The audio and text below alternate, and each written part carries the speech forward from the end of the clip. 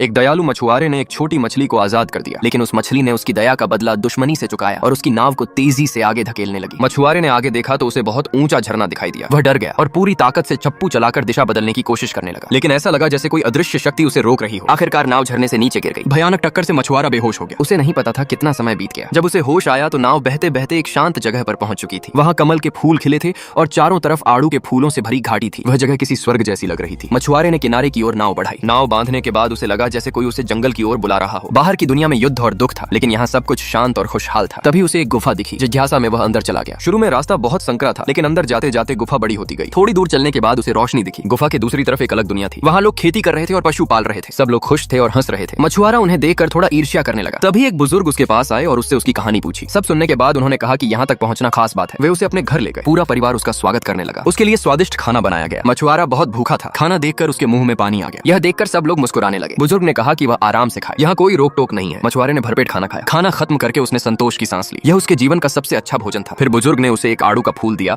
और कहा कि यहाँ हमेशा बसंत रहता है। यहाँ फूल कभी मुरझाते नहीं और फल कभी खत्म नहीं होते। मछुआरे ने पूछा कि वे यहाँ कैसे आए। बुजुर्ग ने बताया कि बहुत पहले युद्ध के समय उनके पूर्वज इस जगह पर आए थे। तब से वे यहीं रह रहे हैं। कोई बाहरी व्यक्ति कभी यहाँ नहीं आया था। मछुआरा पहला व्यक्ति था जो यहाँ पहुंचा था। इसी दौरान मछुआरे ने चुपचाप आड़ू के बीज अपने पास रख लिए। कुछ दिनों तक लोग उसे अपने घर बुलाते रहे। उसे अच्छा खाना दिया गया, उसका स्वागत किया गया और उसके लिए नाच गाना भी हुआ। लेकिन इतने सुख के बीच भी वह अपने परिवार को नहीं भूल पाया। उसे रात में नींद नहीं आती थी। आखिर उसने तय किया कि वह वापस जाएगा और अपने परिवार को भी यहाँ लाएगा। एक रात वह चुपचाप निकल पड़ा। सुबह होते ही वह गुफा के पास पहुंचा, लेकिन यह देखकर वह हैरान रह गया।